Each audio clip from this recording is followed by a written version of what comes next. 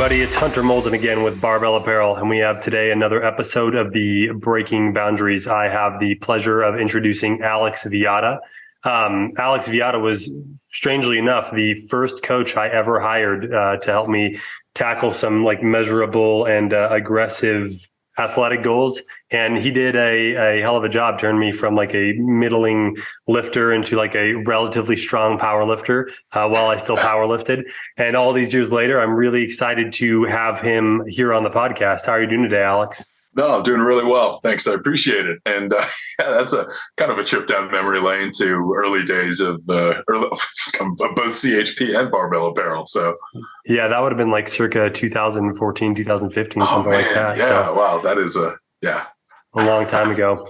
And just to give everyone that's listening more background on Alex, he really was the pioneer or the origin point for what's more popularly known now as like hybrid training. And so I'll let him talk more about his athletic background, upbringing, and development. But Alex Viada is widely known for popularizing the kind of like split like modal focus on athletic training. So for example, at the same time, he was powerlifting 700-pound deadlifts, 705-pound squat, 465 bench press at like a relatively heavy body weight and heavy musculature. He was also running ultra marathons. He has a 1 mile PR of 4 minutes and 32 seconds. Is that still the best? So that was a long time ago, and that was actually not concurrently with my training. Oh, okay. Yeah, so that was something that got mixed up a long time ago. But basically, like at the time, when I was doing my ultras, when I was doing most of my heavy lifting, that was kind of the ultra time. So that's when I was doing the Ironmans. That's when I was doing the ultra marathons. So most of the fast running was done much earlier on in my career, like say back in high school. That back when I was doing track and doing things like that. So yeah, that was kind of the split. Yeah, well, I still followed along well after that when I had first met you and we were working together, and you were still putting up like crazy heavy lift numbers and still running very fast mile times and running the ultras and the Ironmans and all those things. So like just to give people a little bit of background, I don't know if you do them anymore, but I do remember you would do these like single day or, maybe single week things where in a relatively short time span, you would deadlift a certain amount, like run a certain speed and do that kind of like as a split challenge. Yeah. For me, that was just kind of like the daily or kind of weekly enjoyment of the training. It was, my splits were always scheduled around it. And, I loved the act of lifting heavy. I loved setting little goals for the week and, kind of pushing the parameters on all sides of things. It was kind of the fun for me was like when I was training for Ironmans was saying, okay, I'm going to hit my century ride this weekend. And I'd love to hit my, whatever the goal was, my 550 for 10 squat, the week before, things like that. And so a lot of it was just trying to maintain this, not letting myself sacrifice one area is kind of a way to keep myself engaged on both sides of the training and not just say, okay, I'm going to give up everything and just run, or I'm going to give up everything and just lift now. So setting those little challenges became kind of a source of personal pride and continued engagement. Yeah, no. And I mean, I think that the cool thing to watch or the norms that were being challenged and probably still are, were that like you were able to do these really cardiovascularly intensive, athletic things at a really heavy body weight and still being very strong. You see more people do it nowadays. And I would suspect that probably a lot of them saw something that your hand touched to make people aware that these things were even possible. But yeah, I guess why don't you start kind of with your formative years running track and how you got into weightlifting and then how kind of like the two merged into the hybrid training methodology. Yeah, because I was always a smaller kid in high school, kind of small, kind of light. I grew up overseas, played a lot of football/soccer. Was always kind of the quick guy. Never had much strength, never had much size, anything else. And going through high school, I ran track. I did, I swam from a really young age. So my idea of exercise was always very much more on the endurance side of things. And I went to college. And all the sports I played in high school, like, I not only did track, but did football and, did lacrosse and everything else. But I never played at a high enough level to actually play at a D1 school like Duke. So I got to Duke and pretty much dropped everything. And, there weren't even club teams that really I could play at. So I went from playing a whole bunch of different sports and, being a great runner and everything else to just basically doing nothing. And for a couple of years, I did nothing but competitively eat Chinese food and, late night pizza and beer. And I gained a lot of weight. And then about, I think really between my sophomore and junior year, lost a bunch of weight, just decided, hey, this is way too big. This is not what I'm about. And with the complete opposite end of the spectrum, and finally said, okay, I've got to do something here physically that's constructive for myself. So at that time, and God, this was what, 2001, 2002, I really got into a lot of lifting boards, lifting forums online, old school ones like elitefitness.com and Muscle Mag and Wanna Be Big and all of those, and really got into lifting seriously. I got into lifting, got into powerlifting. Went the opposite direction, didn't do any cardio. It was the enemy. It was the devil. That was kind of the atmosphere around all these lifting boards was, hey, you're a lifter. Your idea of cardio is like, anything more than 3 repetitions, that kind of stuff. And because that was kind of the popular idea at the time was it was one or the other. And I remember, I think it was 2006 or 2007. I had a friend of mine who basically said, hey, for your birthday, let's do a 5K. I said, okay, this should be fine. I'm still probably a pretty good runner.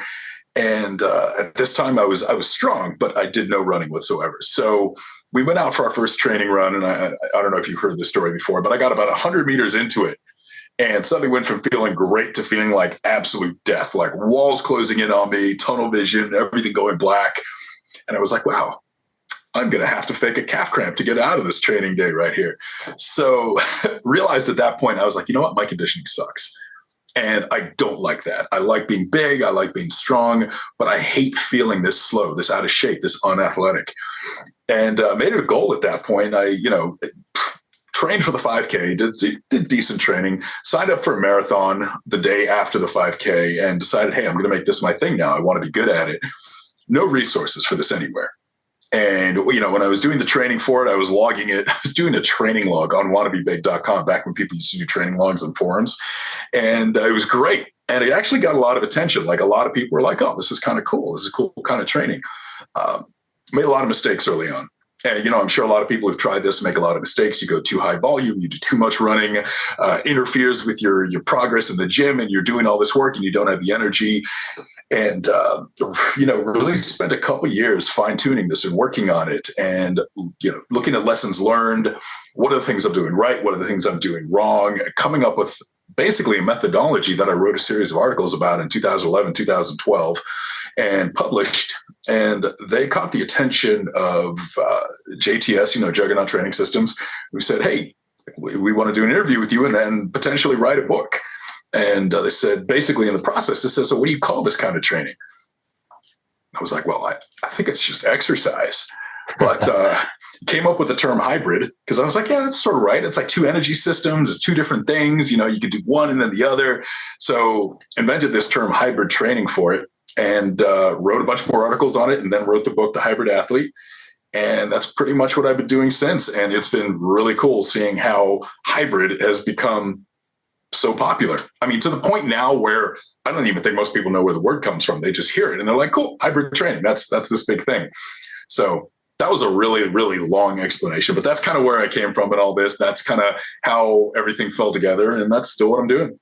Yeah, no. And I think, like you said, a lot of people that maybe are just experiencing these things for the first time now, it's kind of like a much more commonplace concept. But I was also, even before I hired you, I was into lifting. I didn't do it very well, but I was into it. I followed this stuff. And these were relatively novel concepts, even like, in my like high school years, right? A lot of the stuff you were doing was even like before CrossFit was popular. And so the rise of CrossFit kind of like popularized, okay, hey, people can lift and also move fast and do these things multiple at once. But especially before that, it was like, if you went into a gym, if you walked up to a guy who was like jacked and like, hey, what should I do? They would tell you like, don't do cardio at all because it's going to eat all your muscle or whatever they would say. Exactly. And so no one did it. And so, then like I remember seeing articles about you come along and here you are, there's like this classic image. If people Google search your name, I'm sure it still pops up of you, I think during a triathlon, like in a wetsuit, just like jacked out of your mind. And it's like, I remember seeing that image and being like, oh, like you can do both and achieve both. And then, we'll talk more about it later, but I thought that like a lot of the really brilliant things that arose probably out of your self-admitted trial and error was the focus on kind of like the minimum effort required to induce stimulus, the elimination of like, you're the first person I ever heard it. Maybe you coined it or maybe it's somewhere else, but the elimination of like junk miles. And then the way you kind of like ebb and flow your focus on a certain domain of your fitness, depending on your kind of like near term, midterm goals. Yeah. Yeah. And because that was a big part of, what all the mistakes I made at the beginning was, again, too much volume and not having a purpose to each workout. And what was really interesting was, I really look back to a lot of early style, like Westside style conjugate training. What I really appreciated about that entire framework and way of looking at exercise is it basically broke down human movement and exercise into its various composite parts. You look at the repetition work and rate of force development and the max effort work, and realizing that a lift, an expression of strength, an expression of athleticism is really just a combination of skill, of rate of force production, of, all these different things put together. And you don't have to train every single one of them every time you go into the gym, because if you do that and you're training every single component at once, and then you try to go run and you train every single component at once, you eventually get so much overlap. You're doing so much work. So what I liked about the whole conjugate framework and mentality was that I can break down lifting, I can break down running, I can break down cycling. I can break each one of these down into what is the important thing to work on that's going to benefit each one today. It doesn't have to be a big, long workout. It doesn't have to be 20 different components I train per week. I've just got to make sure that I'm triggering each stimulus of each type of training just a little bit each week, spread out over the course of a training cycle, and I'm going to make progress. So it really forced me to break down a lot of traditional workouts and training programs and look at how much fluff and overlap there was and just say, let's get rid of that. Yeah, no, I think a lot of people don't realize that with, any number of trainings. It's like, when I was, after I stopped powerlifting, before I started rock climbing, I was like, all right, for a little bit, I'm just going to do bodybuilding. And that was short lived, but I did it for maybe a couple of years and it went pretty well. But a lot of it was informed from like the coaches I had, like you, and I still had coaches for that as well, that knew what they were doing. And it's like, really, I made really good progress over even a 2-year time span with basically like the same workout run on like a, 6 or 8 week training cycle over and over again for 2 years. And the lifts, we found the lifts that worked well for me, and that was it. We just did it over and over again forever. And it really didn't take that much. And I think like a lot of people kind of like crave like this complexity, or they think that's where the magic happens, but it's really not. Yeah. It's really, really interesting too, because I think, I do work with athletes now, with clients who do like variety and they like constant changing stimulus and everything else. And, my perspective with that is, hey, if it's fun, let's do it. But I've got to be really ruthless about the rest of your program. And it's, it's funny because I'll talk to people and say, well, I still want to do CrossFit. I still want to do Metcons, or even with military guys who say, hey, what? We had this team workout, we had something we all had to do. And, part of my goal now, being able to break things down like that, is being able to look at the trainings that they want to do or they have to do, and breaking that up and saying, okay, you got this stimulus out of it, you got this stress out of it, you got this adaptation. Okay, we don't need to do more of that. Let's take that out and let's just fill in the gaps. So, again, it's kind of more of it's kind of the same process. So even if I want the core to be boring, it's let me really work with clients and individuals who have, busy physical jobs, or, they're coaches at, a CrossFit or OCR gym, and they do a lot of extra work, and saying, okay, well, let's just make the rest of your focus on the basics, the things that you don't hit, and let's let you do all the things you want to do, and just take out these bare minimum pieces and put those in to kind of keep you progressing. Yeah, for sure. And I feel like for a lot of your own personal goals and things too, and working with your clients, that there would be a propensity to shift the areas of focus and kind of like dial back other areas to kind of like maintenance levels.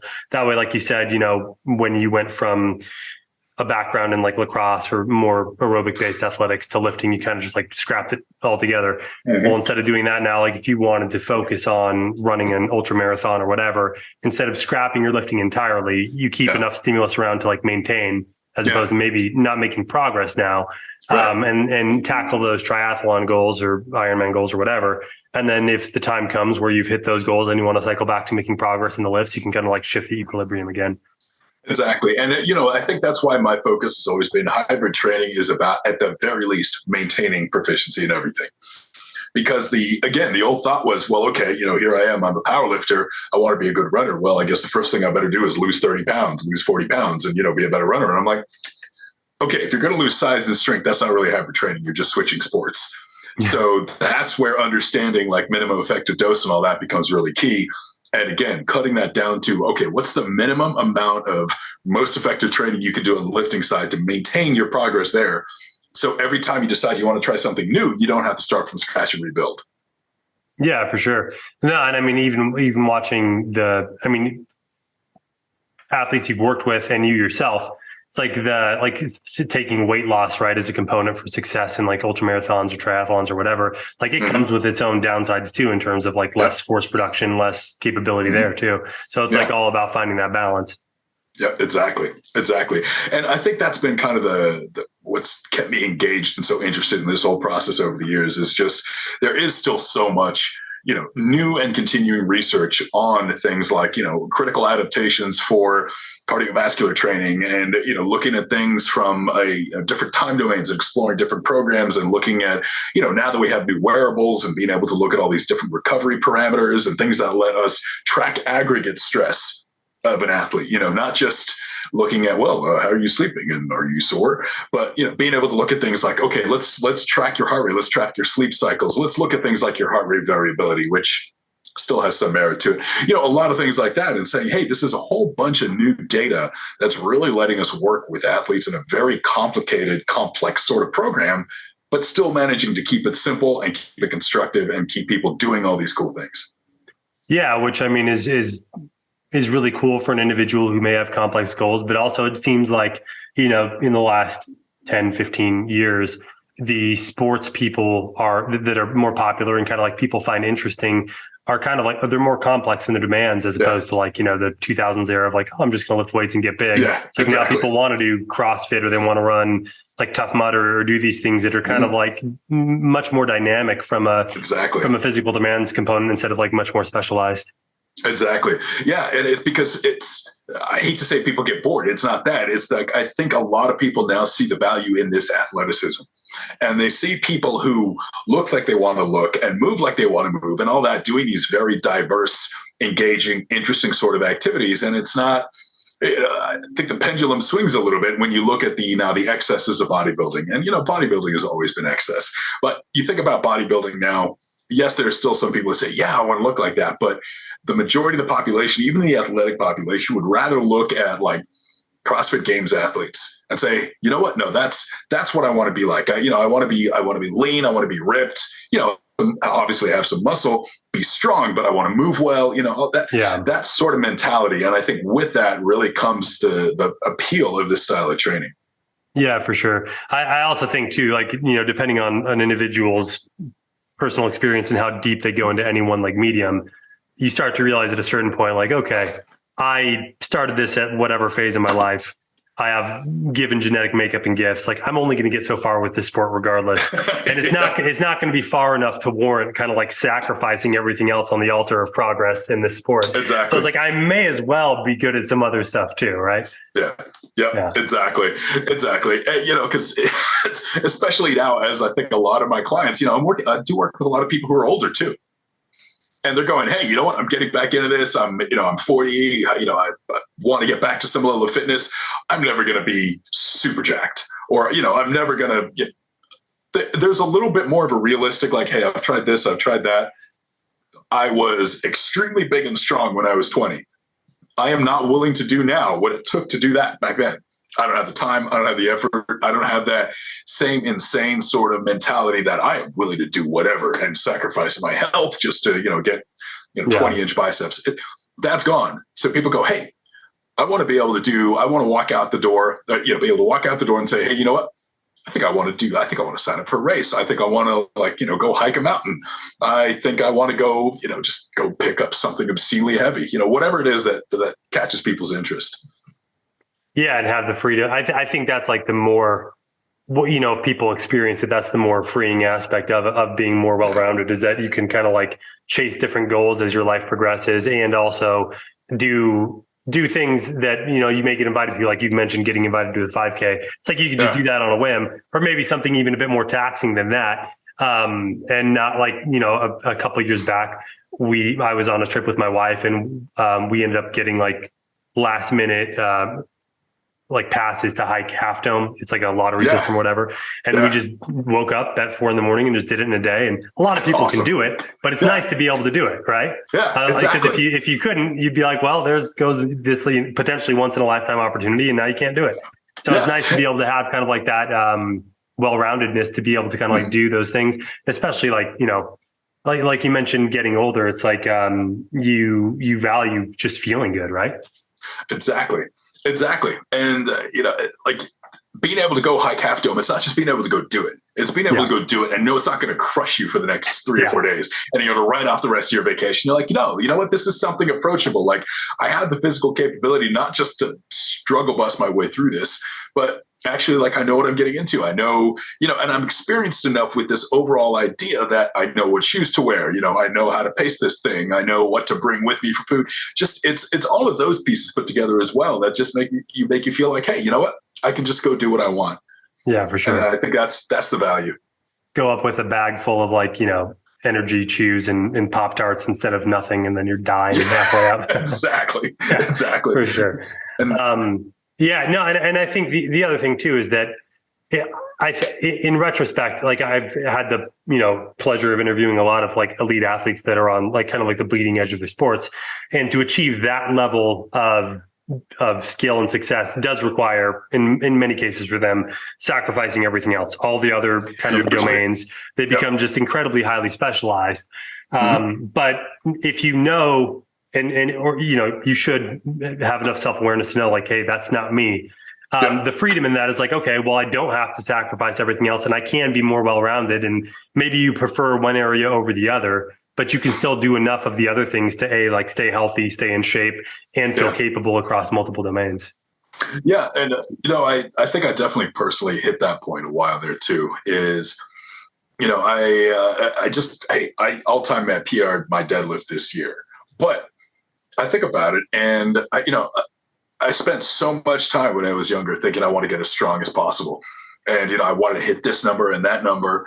And, I kind of go back to, I think it's even on my headband, the whole nobody cares thing, because nobody really cares what else you're doing, especially because I just realized I'm not going to set any world records. I'm not going to make my career on this thing. There are people out there. Here I am struggling. I would be thrilled if in my lifetime I hit what some of these guys hit on their third to last warm-up set. And I'm going, what? Like, what am I willing to sacrifice here for something that is personally rewarding, but has no objective? Like, I'm not going to get famous off this. If I sit here 20 years later and think, wow, I sure am glad I blew out my back and, took all these drugs to, get a 800-pound deadlift, I'm not going to say that. I'm going to be like, why did I do that? And, realizing that some of that is being able to set your goals, not just for what's personally challenging, but also for what's personally challenging, but long-term is going to be rewarding. Yeah. No, that's a great perspective. Yeah. It's because, again, I work with a lot of people who say, hey, I want to do this. The first question is always, okay, why? What are you going to get out of this? Do you just want to check it off the list? Is this part of a bigger goal? And honestly, what are you willing to sacrifice to hit this? Because, I still firmly believe that unless you're making money off this and you're a professional athlete, your training is meant to enhance your life and enhance what you can do and, broaden your horizon and open up opportunities to you, not shut them out. So. Yeah, no, I think the perspective of like forward thinking and thinking like, is this something I'm going to look back on and be like, I'm glad I did this, as opposed to, why did I do this? I mean, when I was powerlifting, I working with you, I got stronger than I had ever been, and it was quite strong for me. was so far away from competitive that it was a joke. But I was already to the point where I was like, to go further, I'm going to have to take my body to a place that I just think I'm going to regret later. You know what I mean? Exactly. And so I was happy calling it there. I did what I wanted to do, and I moved on to other things. But it's funny that you mentioned that, is because like I have some athletic goals still, and it's like, right, like I rock climb. I would like to climb a certain level of rock climbing that's pretty difficult. Like 99.9% of people will never do it.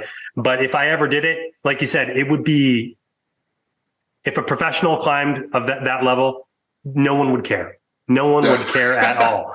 And so it's like, that's just me. That's what I want to do. It'd be fun. And if it never happens, that's fun too. But it's also in the grand scheme of things, that achievement means nothing to anybody except for me. You know what I mean? Exactly.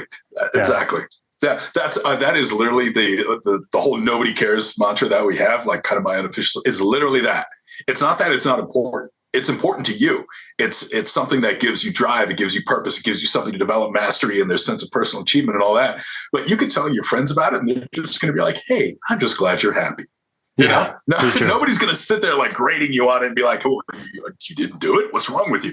No, it's all about that personal satisfaction. And I think that really pushes people towards such a process orientation and, you know, setting goals that really do better themselves, not just ones that it's just yet another thing for them to throw themselves against in frustration for the next couple of years. Yeah, for sure. And I'm like you more than most people I've talked to probably know the feeling of like, you set this really audacious goal for yourself and you sacrifice so much to get it, and you get there and you achieve the goal and it feels great for a week. Right? Yeah, exactly. maybe if it was something awesome, you'll get like 2 weeks out of it. But then you sit down and you're like, well, I guess it's back to the drawing board. Time for the next thing, right? Exactly. Well, what now? Okay. Well, I can't do that again. So yeah, exactly. Yeah, and the other interesting component too is, even for the professional athletes or the people on the bleeding edge of their sports that are doing, you know, world record level achievements. It's like people care about those achievements for a little while until someone beats them, and then they kind of like fade into obscurity, you know? Yeah, exactly. And that's one of the reasons why I stopped doing so many of the little like hybrid challenges and all that. Because I'm like, nobody cares. Nobody cares. It's, you know, because for a while there, it was very much like, oh, well, that's what gets people's attention. That's what gets them interested in all this. And, you know, I realized a lot of that stuff is almost kind of sideshow stuff. People think, oh, that's cool, and then move on from it. And somebody else does something cool. And it's great that there are people out there doing cool stuff. But, you know, for the most part, I'm like, you know, it's only going to be cool until the next thing comes along. So maybe I want to make my focus actually talking about like what makes people better. Yeah. You know, not just what gives you that temporary little rush, that temporary little, yeah, that was cool, but let's think about something bigger here. Yeah, for sure. No, I mean, I have this conversation with some of the, like my personal friends that we you know, climb together or whatever, and they'll have like a season goal and they don't achieve it and they're super disappointed. I'm like, dude, like you're like a 35-year-old weekend warrior. Like, I understand that these goals are meaningful to you, but if you hit that goal, it would just be another kind of arbitrary goal. So it's like, I tell them like the focus should be on, you know, like, did you execute what you wanted to out of your training? Did you hit all your training sessions? Did you do the best you could? And if you did the best you could and it still didn't happen, then, you know, there's always next year. You'll make progress until you can't anymore, which hopefully is not until you're like well into your 60s. And other than that, it's kind of like, even if you had ticked off this goal, like I said, you'd be happy for a week and then it'd be like, all right, time for something new. Exactly. Yeah. I think, again, I know this sounds like I'm getting old, because I realize like this is kind of a perspective change in the last couple of years, but being forced to be realistic with yourself about, you know, kind of about your capabilities and about what you want to sacrifice. It really does, again, force you to think more about process and think more about sustainability, and think when you actually set yourself a series of goals based on, you know, kind of personal mastery, and say, you know what, yeah, I'm a weekend warrior. I go, you know, if I don't get it, what does it matter? But saying, you know what, it's the process of striving for this that I think is what's going to matter to me. And it's realizing that while you're setting goals for yourself, you're thinking, okay, I want to be able to do this climb. I want to be able to climb at this level. And you're thinking, okay, the things I'm going to be doing to get myself to that level, I think are good things for me. You know, it's going to be good kinds of discipline. It's enjoyment. It's, you know, I'm developing skills. You know, I'm forcing myself to kind of stick to a productive routine, you know, all those kind of things. You're thinking, okay, that's a good goal. because you're doing all this stuff around it that's saying, okay, this is generally healthy. And that, to kind of loop it back, that's what I love so much about this overall hybrid approach is it's not people doing things or trying to do things that are going to require them to do things no one else has done before. You don't have to sacrifice your health to do it. By very nature of being able to do so many things, you kind of have to be a little bit more moderate in your approach. You can't overdo any one kind of training, or you're going to compromise, or you're going to lose something over here. You can't do this crazy yo-yo dieting and making huge shifts in body size, because that's not part of it. And that's not sustainable for a lot of people. That's really rough on the body. So it's an overall, it hasn't just become a way to do cool things and be capable. It's also become a way to really keep yourself, I think, a little bit more centered, a little bit more grounded, and kind of appreciate versatility, but appreciate being able to continue to engage in kind of like health-seeking behaviors and healthy patterns and healthy kinds of discipline, and still do some pretty cool stuff in the meantime. Yeah, 100%. And I think that, some people, it's like much more rare personality types than the general population. I think, like, out of all the guys in my office, I'm probably the only one that really just like loves to lift weights. Like, I like it. I like everything about it. I don't get bored of it. I like it a lot. They all kind of like lift weights because they know they should. But if that's all they had to do for exercise, they would definitely lose interest and probably do nothing. But taking a more hybrid approach to athletics keeps them interested, right? Because they, on like Kyle and Josh, for people who are listening and don't know, they work with me at Barbell Apparel, and they're actually being coached by someone at Alex's company, and they train for triathlons and also do some weightlifting components of that. But their weekly training basically revolves around, like, one day swimming, one day's running, they do some weightlifting. And so it's always shifting, and it keeps them more motivated and interested because they get to wake up and do something different on different days, which I think a lot of people appreciate, Yeah. Yep. Yeah. And it's good too, because it puts your mind in different headspaces. It's different kinds of training all have different impacts on your body, on your neurochemistry, on your psychology, and having that kind of varied stressors and all that. It's, running does very different things for you, again, even psychologically, than lifting weights does. And having that versatility, it stops you not just from getting bored, but it stops you from really getting in a rut, from getting too obsessive. It's different kinds of coordination, different kinds of, certain kinds of activity force you to hype yourself up and put you in a very, very highly, kind of sympathetic state and very aggressive, and others force you to back down.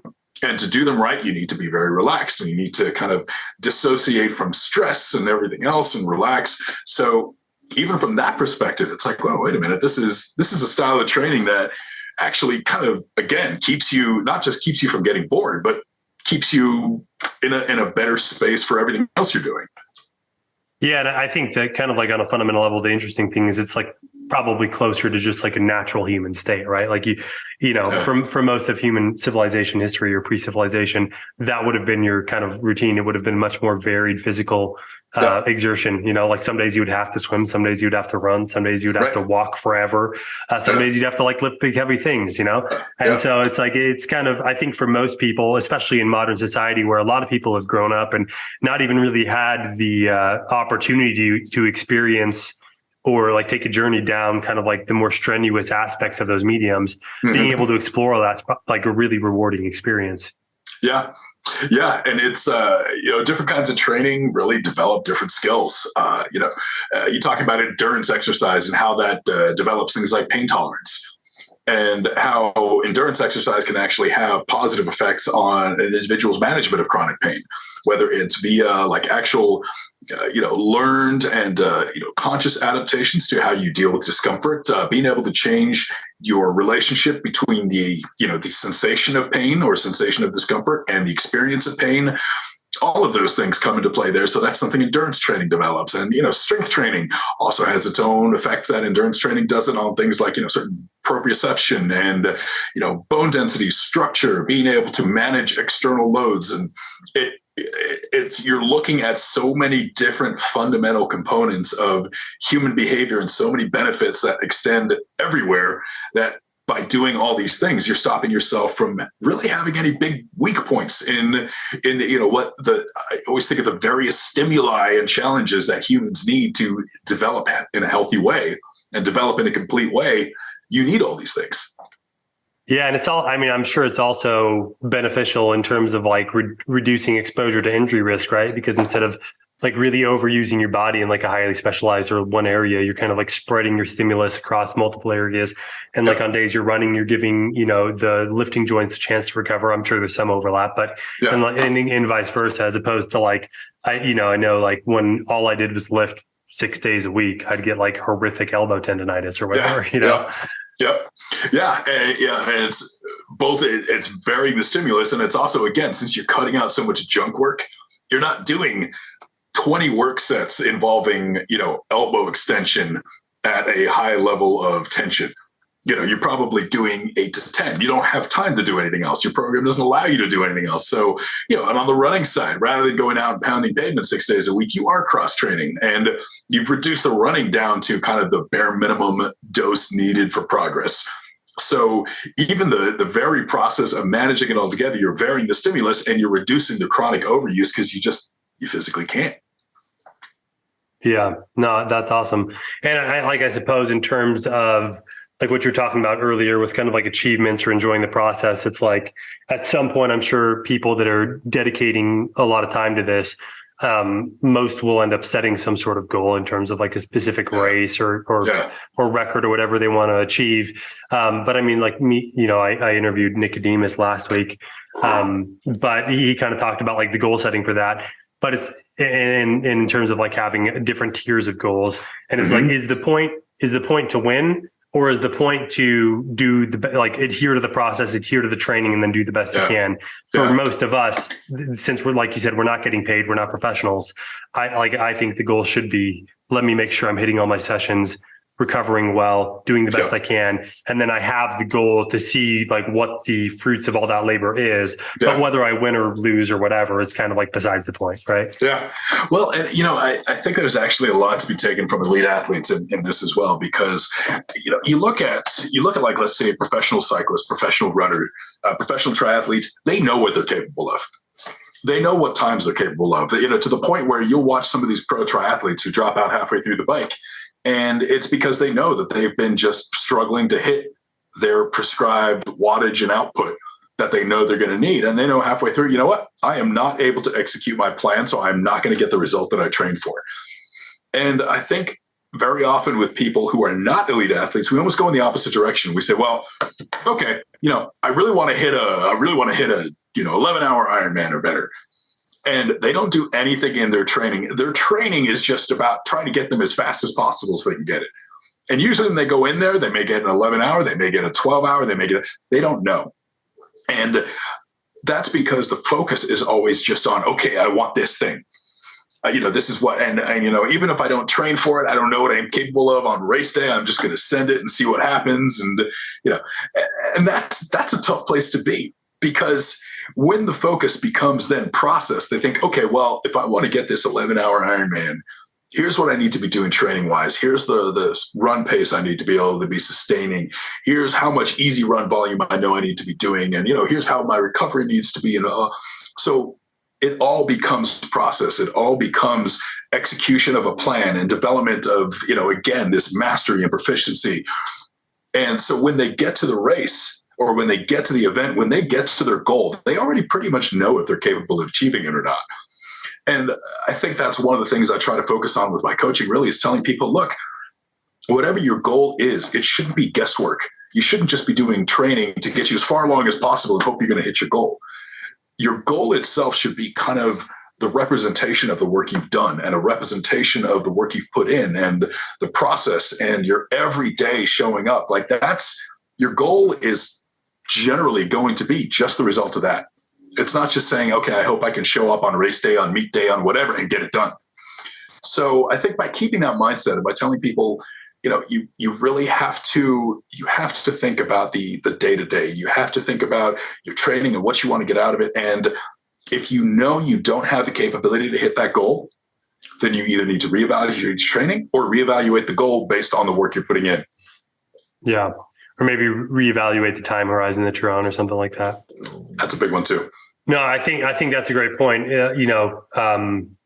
Knowing what you're capable of and kind of like thinking of an event like that or a goal like that, like, hey, if your goal is, like you said, to run an 11-hour Ironman, the well-prepared athlete will know day of that he's capable of it. Now, I'm assuming that doesn't mean it will happen, because things happen, right? Of course. An athlete's performance is variable.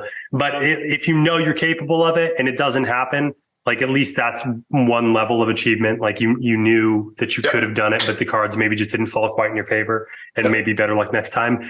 But I'd much rather be in that position than showing up saying like, oh man, I just hope I can wing it and make this happen.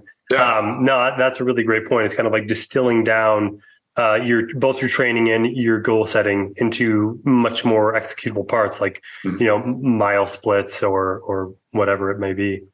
Well, and that's why, like, for a lot of the clients that I work with now, I track so much of their data. And when I have them, like, say, like, they just do rebaselining, they'll do like a mile test again, or a 5K test, or a max lift, or anything else. The objective is always, I have in my mind, based on everything they've done up to that point, my view of exactly what they're capable of. And I'll usually create, custom workouts with custom paces that tells them exactly how to pace every quarter mile of their mile attempt, and how to keep it under control. And what's really interesting is that when they follow that and execute that, it takes some of the nerves out of it, because they're just following exactly what they're supposed to do. And over time, they begin to trust that, okay, me testing my performance is not, okay, let's see the best you can do today. It's saying, okay, let's prove that I'm capable of doing what my work says I can do. And yeah, when you show up to an event, when you say, okay, this is, I'm here to do my 11-hour Ironman. If they don't get it done, it's usually because, I inhaled half a gallon of seawater. Wasn't expecting that. Something happened, or, got a flat on my bike, or, even something like, on the run, I didn't, I had an unusual GI upset because I, ate something that was off at the hotel the night before, even though I planned better. Being able to still come away with events and not feel the letdown if you don't hit your goal, because you know exactly why it didn't happen. There's a lot of longevity with that, because working with people for this long, I've seen people who are so passionate about something and they really want to do it, and they've thrown everything into it. And if they don't hit it, how crushed they get, because they just don't understand it. And when you have actually distilled down your goal to the parts you're going to need to get there, if you don't succeed and you know why, there's disappointment, but it's not crushing disappointment. Yeah. Because you say, things happened, but I did the work I knew I needed to do to get here. And that, I think that is such a huge part of longevity, especially for those of us who do all this because it's fun. And we want to set goals, and we want to set ambitious and exciting goals, but we also don't want to set goals we don't think we can reach. And I think the more we're focused on the day-to-day, and we're focused on the process and mastery and really doing the work and not just hoping it'll be there on game day, I think the better we are. I think the better this is for longevity, health, mental health, everything. Yeah, for sure. Well, and like you said, if you show up on game day and it doesn't go your way, but you know why, now you have something you can address, as opposed to just saying like, well, I guess I suck, and that's the end of that. Exactly. Right? Well, that went badly. Yeah, for sure. Whether it was internal or external factors, like external factors, like you can't control everything. So that kind of is what it is. Maybe you can better prepare next time to control some of those, but internal factors is like, if you didn't adhere to your training, or you couldn't because of life circumstances, like at least that was the reason why. And I think probably the part of the reason it's less disappointing is because it's less of a reflection on just like your essence as a human being, and more of a reflection on like actual factors and things that happen that are, maybe within or without your control, but it's stuff that can be planned around or executed differently in the future, as opposed to just kind of like throwing darts in the wind, Yeah. And I think that's why it's also important in a lot of our training. We're also honest with ourselves psychologically too. Because I think one of the other things that happens too is I think people get a little worried when they set ambitious goals that their resolve isn't going to be there when they need it to be. Because when you don't know really your physical capability, you say, okay, well, what's going to happen to me? Like, halfway through the bike, and what's going to happen to me if I feel terrible on the run? Like, this has happened before, and I kind of quit.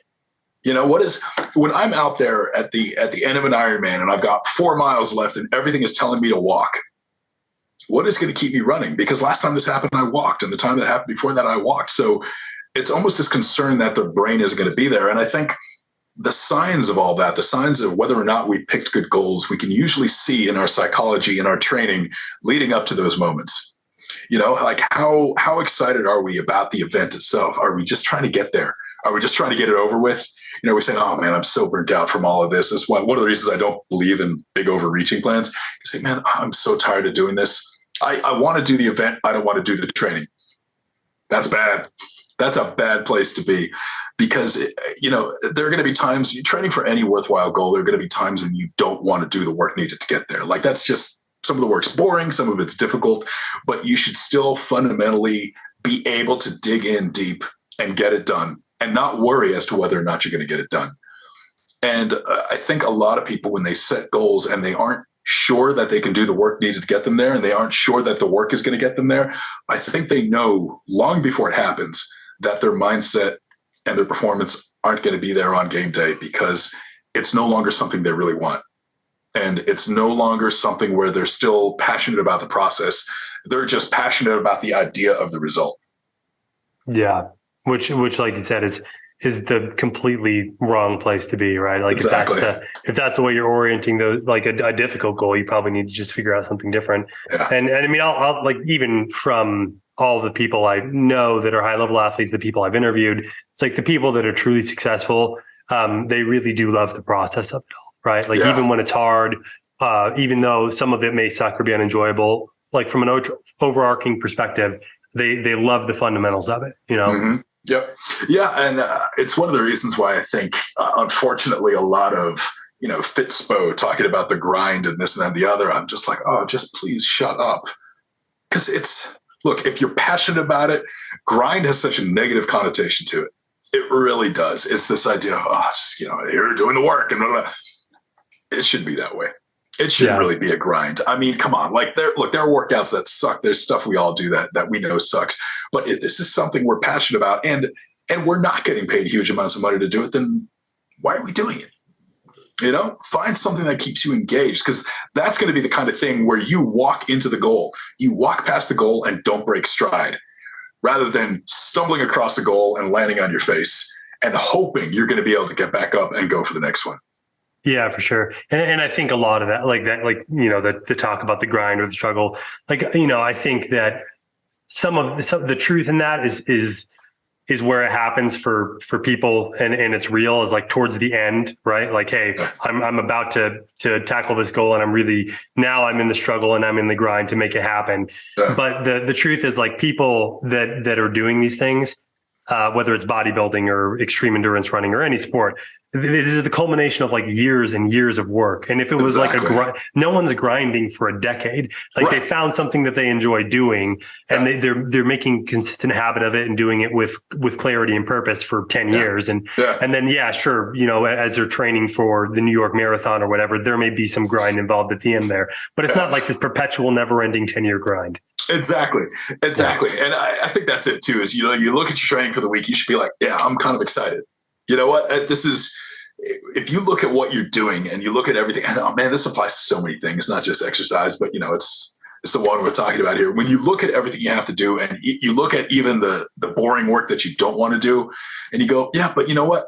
I'm going to feel good when I do it, because I know that if I do this work, I'm going to achieve what I know I can achieve. That's everything. Yeah, for sure. It's less of a grind, and it's more of a, some days you just punch the clock. Some days you just make the deposit when you don't want to, but it's not that you don't want to. It's just you're not thrilled about it, but you're still going to do it, and you still appreciate it, and you still think to yourself, you know what? I chose this. And I think that's it. You got to choose it. You got to choose it every day you're out there. Yeah, for sure. It's like, I mean, you mentioned applies to a lot of mediums. Like, obviously I have a lot of my life that's dedicated to business and things like that. And like with sports or whatever, there's plenty of things that I don't love. They're not my favorite, but I don't loathe them either. Like, it's fine. Like, I don't mind it. Like, and it's usually once I get up and get motivated, and maybe motivation's a poor word, but once I'm in the midst of it, I'm like, this is fine. It's not like if I could achieve my goals and only do the thing I love, sure, I'd pick that, but that's not how the world works. And some of it is this like really boring stuff. And usually once I find myself in the middle of it, I'm like, this isn't so bad. I tend to enjoy even some aspects of it. Like maybe the overarching activity of like steady state cardio is kind of monotonous, but like, once you're in the midst of it and, the weather's nice and sometimes the weather sucks, but you're like, this isn't so bad. There's worse ways to spend an afternoon, Exactly. And, I don't mind the term motivation. I really don't. And I know there's this whole, like, sometimes motivation is seen as this fleeting transient thing and it's discipline that you need and not motivation. But I mean, discipline at the end of the day does stem from motivation. Motivation isn't just hey, this is getting me really excited to jump off the couch. Motivation could be something a lot more fundamental. It could be something a lot deeper. And, my motivation for getting through a workout, like sometimes, discipline isn't always going to be enough, because at that point you get into, if you just have discipline and no motivation, you get into the thing where, why am I doing this anymore? Yeah. And when you get to where you think you're supposed to get, if mentally you're somewhere else and you finally achieve this goal that's taken all this discipline to get to, and you don't care about the goal, you're probably not going to get much satisfaction out of the goal. And you're probably not going to be super excited about reaching that point and striving for the next one anyway. So it's saying, I still need some motivation. I still need some motivation to get up at 4 a.m. to go for a run if that's part of my goals. And it's not enough to just say, okay, it's discipline that's going to get me doing this. It's saying, okay, I don't want to set the alarm early, but I'm motivated to do it because I know how good it feels. And because, I know how I'm going to feel 3 miles into it. And I know how fantastic that's going to be. And I'm excited to get out there tomorrow because it's going to snow, but I haven't been for a run in the snow since last year. And I love the peace and quiet. It's finding a reason. It's finding some motivation. That's not just, okay, it's time to do the thing. And I think that's important. I think it's an important exercise for people to go through, because if enough days go by when you don't find that motivation, then that's probably it's probably a sign that it might be time to do some reevaluation. Alex, it has been a pleasure chatting with you today, getting your philosophy on kind of like training in general, especially as it pertains to hybrid training. It's kind of interesting that the terminology hybrid training kind of arose as, almost a observation of training as it was perceived in the 2000s era, and kind of saying like, hey, maybe we don't have to go all in on just this one area, but we can do multiple things at once. Maybe today, maybe that's just training now, right? Like you just don't sacrifice everything and can be more well-rounded. But it has been a pleasure. I'm sure that people who listen to this will get a lot out of it. If they want to follow along with more of your perspective, your training, or maybe explore your training offerings with CHP, where should they do that at? Honestly, the best place to reach us is our Instagram at this point. It's got all the links to everything, just at Complete Human Performance. It's got a lot of educational material up there for free, access to our portal, all of that. That's probably the best place I can say to go. Yeah, for sure. So follow along there. We'll put that in the show notes. And then I still follow your own personal Instagram. Why don't you give people that handle as well? Yeah, it's just alex.viada. And I do like weekly Q&As. My post content isn't always the greatest, but I typically try to answer people's questions and try to be pretty active in the stories there. So if people have training questions or anything like that, feel free to shoot them over once a week. Yeah, I was going to say, I still follow along with your stories and even still find a lot of like cool insight in there. Alex is often doing a lot of breakdowns of published research or pretty specific questions that people will have. And you'll get a lot of interesting insight if you follow him along. So we'll put that in the show notes. But Alex, thank you again for taking the time to chat today. It was really an awesome conversation. I appreciate it, Hunter. Thanks a lot. Great to talk to you. Great to catch up.